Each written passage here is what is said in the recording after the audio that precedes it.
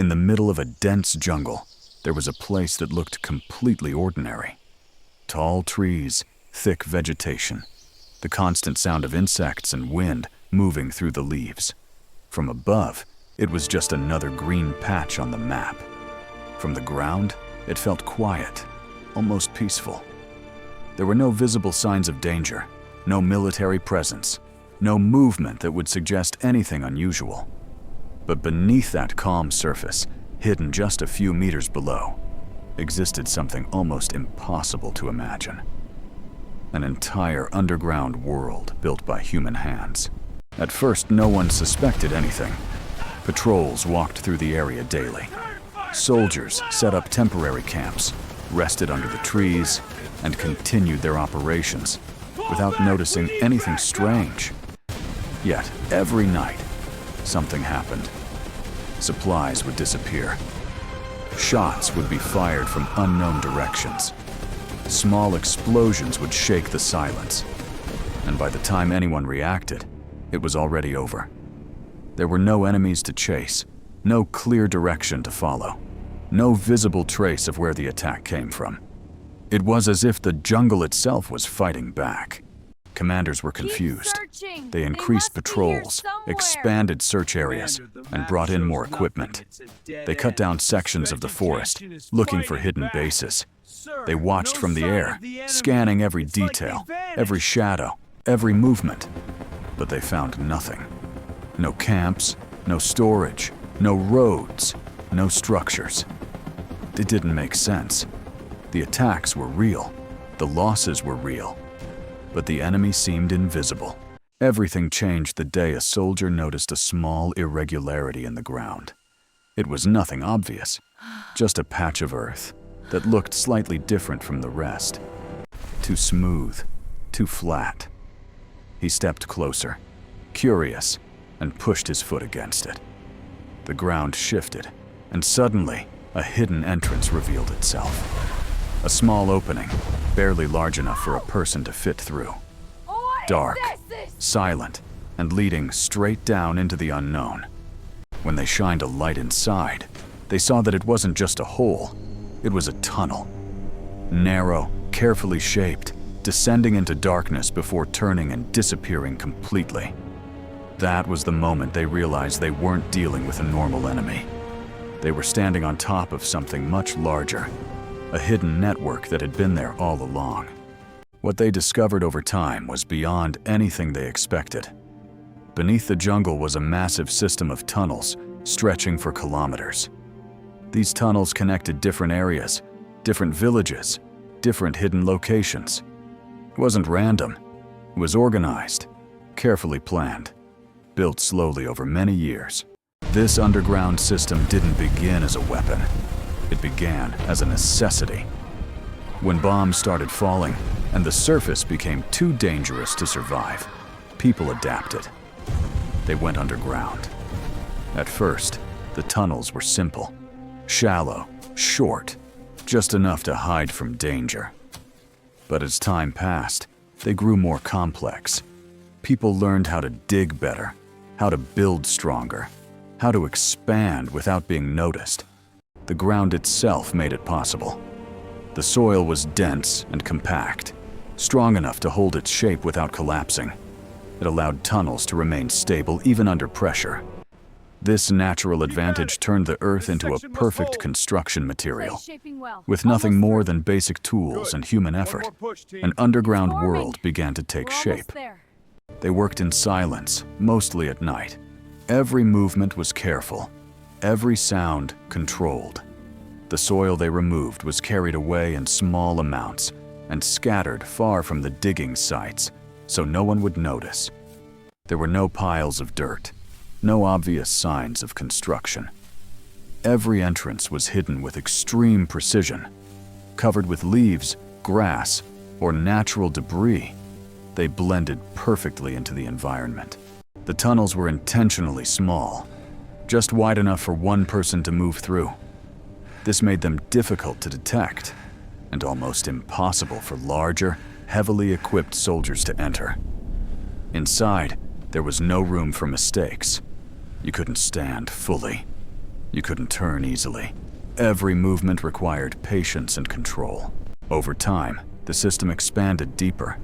Multiple levels were created, each designed for a specific purpose.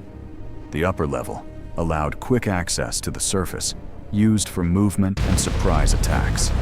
The deeper levels provided safety from bombs and heavy destruction. The lowest sections were the most secure, built to survive even the strongest attacks.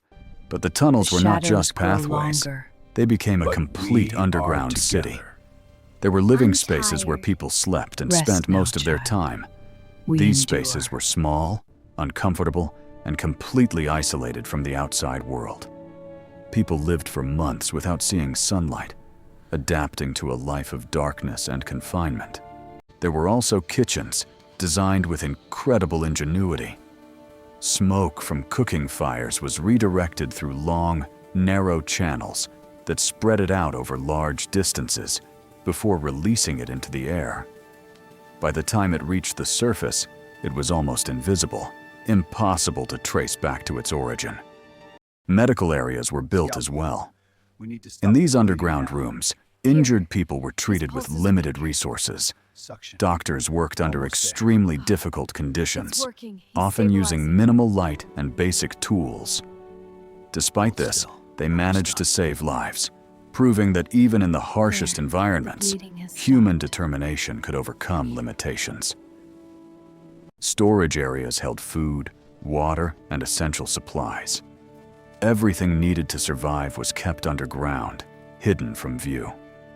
This allowed people to remain below the surface for long periods without needing to risk exposure. The enemy forces above tried everything to destroy this hidden network. They used powerful explosives, hoping to collapse the tunnels from above. They burned the land, removed vegetation, and attempted to expose any hidden entrances. They pumped water into suspected areas, trying to flood the system. They released gas, believing it would spread through the tunnels and eliminate anyone inside. None of it worked. The deeper levels remained intact. The design of the tunnels allowed sections to be sealed off if needed, preventing water or gas from spreading. Even when parts of the system were damaged, the rest continued to function. It was a structure built with survival in mind, designed to adapt to every possible threat. Eventually, they realized that technology alone would not solve the problem. The only way to understand the tunnels was to enter them. This led to one of the most dangerous roles in the conflict. Soldiers who were sent underground to explore and fight in spaces that were never meant for combat. These individuals had to be physically small, able to fit through the narrow openings. They entered with minimal equipment, often carrying just a pistol and a flashlight. Inside, they faced a completely different kind of war. Visibility was almost zero. The air was heavy. The silence was intense. In addition to traps, the environment itself was hostile. Insects, small animals, and the lack of fresh air made every second uncomfortable. The psychological pressure was overwhelming. Being in such a confined, dark space for extended periods affected the mind in ways that were difficult to describe. And then there were the defenders, people who had lived in these tunnels for years, who knew every detail, every path, every hidden corner. They could move silently, navigate in darkness, and strike without warning. Encounters were sudden and intense, happening at extremely close distances where reaction time was minimal. For those sent into the tunnels, it was not just a physical challenge, but a mental one. The fear of the unknown, the constant tension, and the lack of control created an experience unlike anything above ground. Many returned changed, carrying memories they could not easily explain. As time passed, it became clear that the underground system could not be easily destroyed. It continued to operate despite all efforts to eliminate it. It adapted, survived, and remained hidden even under constant pressure. In the end, the story of these tunnels was not just about war. It was about human resilience. It showed how people, when pushed to their limits, could create something extraordinary using almost nothing. It demonstrated that survival is not always about strength or technology, but about adaptability, patience, and determination. The world above was filled with power, machines, and advanced weapons. But below, in the darkness, there was something different. A quiet persistence, a refusal to give up.